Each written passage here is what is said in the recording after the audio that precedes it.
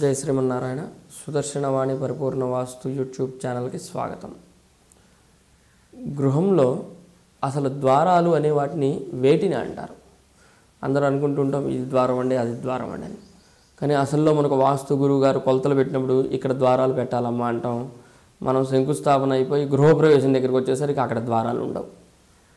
అంటే వేటిని ద్వారాలు అనాలంటే ఎక్కడైతే చెక్కతో తయారు చేసినటువంటి కలపతో తయారు చేసినటువంటి 4 వైపులా కమ్మీలు ఉన్నటువంటి, కమ్మీలు అంటే చెక్క కమ్మీలు, చెక్క దూలాలతో అమర్చబడినటువంటి వస్తువుకి ఉన్నటువంటి ఒక తలుపు కానీ 2 తలుపులు కానీ ఉన్నట్లయితే దానిని మనం ద్వారం అంటాం.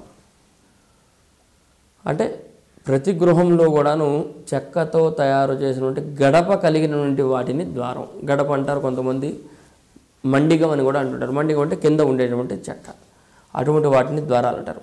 సిమెంటుతో తయారు చేసేటువంటి ద్వారాలు కాదు, గడప లేకుండా ఉండేటువంటి పరిపూర్ణమైన ద్వారం కాదు, ఆర్చీలు ద్వారం కాదు, ఆర్చీలు కూడా ద్వారం కాదు.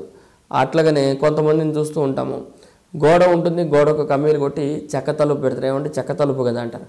అసలు ద్వార బంధం అనేది మనకు సిమెంట్తో ఉంటుంది కాబట్టి అది ద్వారం కాదండి. కనుక ఈ 4 లక్షణాలు కనుక మనం నివసించేటువంటి గృహంలో ఉన్నటువంటి కాణాలు ఉన్నట్లయితే అవి ద్వారంతో సమానం కాదు. పరిపూర్ణమైన ద్వారము అంటే చెక్కతో 4 వైపులా అమర్చబడి ఉండాలి, దానికి తలుపులు ఉండాలి, గడియలు ఉండాలి, ఎక్కడ కూడాను లోపం జరగకూడదు. ఆ విధంగా లోపం జరగకుండా ఉన్నట్లయితే దానిని మనం ద్వారంగా విశ్లేషిస్తాము. ఆ ద్వారానికి బలం చేకూర్చే విధంగా మనకు కొలత ప్రకారంగా బలంగా ఉంటే అది మనల్ని ముందుకు తీసుకెళ్తూ ఉంటుంది. కనుక గృహంలోని ద్వారాలు ఎప్పుడు కూడాను పరిపూర్ణమైనటువంటి గడపలు మాత్రం ఉండాలి.